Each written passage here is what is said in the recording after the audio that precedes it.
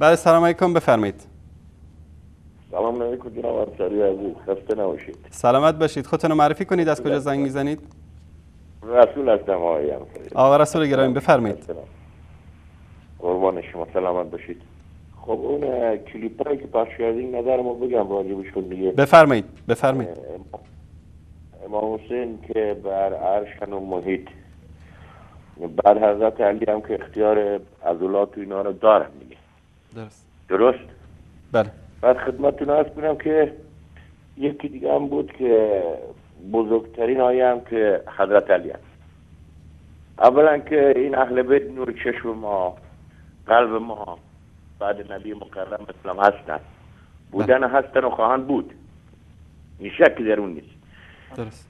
اصلا تمام این عزیزان خوب، اصلا خوب، هر چی اینا میگن خیلی خوب، درست. اینا خودشون چیکار کردن؟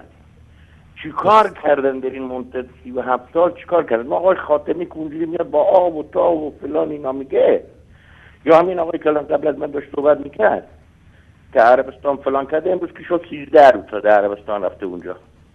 خب الان 4-5 سال تو سوریه اونجوری دارن بچه‌ها رو میکشن. دیگه فاجعه از این بزرگتر چیش که صداش دیگه مدت در نیومد. الان تو عراق چجوری دارن آدم میکشن؟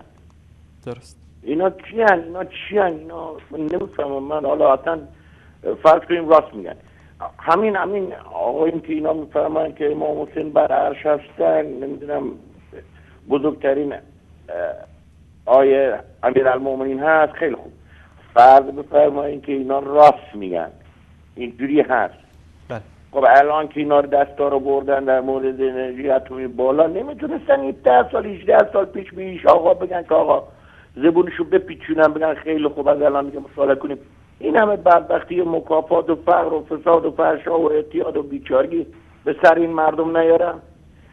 میتونستن یا نمیتونستن؟ درست. این آقای خاتمی آیا نمیبینه؟ آیا توی مملکت زندگی نمیکنه واقعا؟ اون محمد آقا از یزدان میزنه اونجوری صحبت میکنه.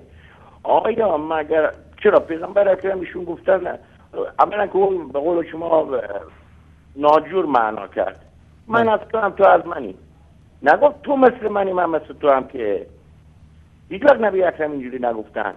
در ثانی خدمت رو کنم چند دفعه در قرآن دیگه این کتاب الله است دیگه، هر کی بینی شک کنه که دیگه فکر میکنم مثلا دین نداره، که پیغمبر میگه انا بشر مثلکم. خداوند آیه میگه که این نیومده مگر برای بشارت دهنده به آدمای خوب و ترسونده برای آدم بد. و در جای دیگه میگه که تو نمیتونی اینا رو هدایت کنی، از تو تبلیغ از من هدایت، یعنی از خودش خدا هدایته.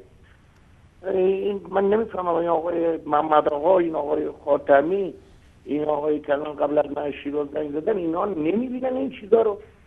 بیشتر از این درساتون نمیدم، وقتتونم نمیگیرم، معذرت میخوام آقای انصاری. زنده باشید. تشکر از شما آقا رسول بزرگوار، الله مطالب دست ستون شما هم درد نکنه.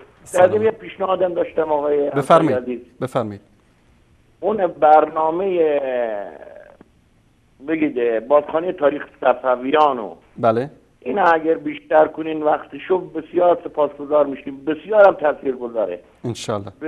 بسیار تاثیرگذاره. اینو عنایت کنین اگه شد، اگه تونستید. چشم. چون وقت تایمش که بازخوانی میکنن خیلی کمه. درست باشه. چشم. بسیار هم تاثیرگذاره. این مردم نمیدونن. درست. ممنونم از لطف. زنده باشید. الله مطالب ستون کنه. همه ما رو با هم هدایت کنه. هممون ان شاء الله باشه که جهان اسلامی یکی باشد. یکی. آمین. ممنونم، متشکرم. زنده باشید. تشکر از شما. الله مطالب ستون کنه. خدا حافظ شما باشید. خدا نگهدارتون. دوستان عزیز، کلیپی رو من پخش میکنم. عزیزانی که نمیتونن صحنه هایی که واقعا صحنه های دردناکی هست رو ببینن و تحمل ندارن، میتونن که تلویزیونشون رو خاموش بکنن یا اتاقشون رو عوض بکنن. اعدام یک کودک سنی، کودک غیر نظامی سنی توسط سربازان قاسم سلیمانی در عراق. از شهرهایی که داعش ترک میکنه در جنگ ها وارد میشن، از دم همه رو قتل عام میکنن، خانه ها رو با آتیش میکشن و اموال مردم رو به غارت میبرن، حتی به کودکان هم رحم نمیکنن. با همین کلیپ رو ببینیم، بعد دوباره برمیگردم خدمت شما.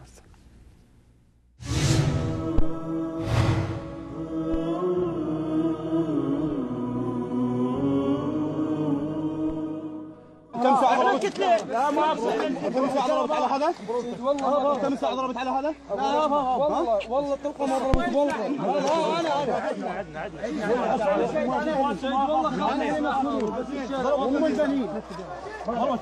ميل والله ما ميل شو شبيكو بالك شبيكو يا ام البنين يسوي شبيكو شو لا بس قدامي هي لا حجري ما اريد واحد يرجع ام البنين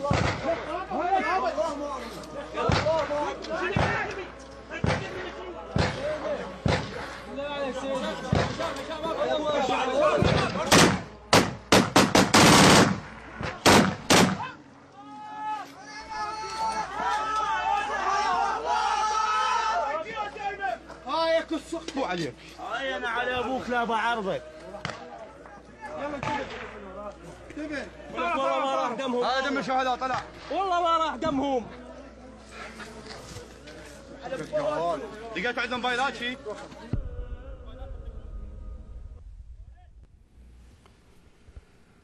بله بینندگان عزیز گرامی، این صحنه اعدام یک کودک خردسال سنی عراقی بود که توسط روافض، شاگردان همین آخوندهای کثیفی که پاشون به عراق باز شد و ملت عراق رو به جان هم دیگه انداختن رو دیدید. و کلیپ دیگری هم احمد آقا دارن از اینکه آخوندها مشارکت میکنن در تیکه پاره کردن اهل سنت عراق. و من در هفته گذشته شاید بعضی دوستان به مزاجشون برخورده بود، منتها این یک واقعیت است که داعش با وجود همه جنایت هایی که انجام داده هیچ وقت با ملت بیگناه، با شیعیان، با اطفال، با کودکان، با زنها این گونه معامله نکرده که این آخوندها و جیره‌خواران نظام منحوس در عراق دارن اینطوری جنایت میکنن.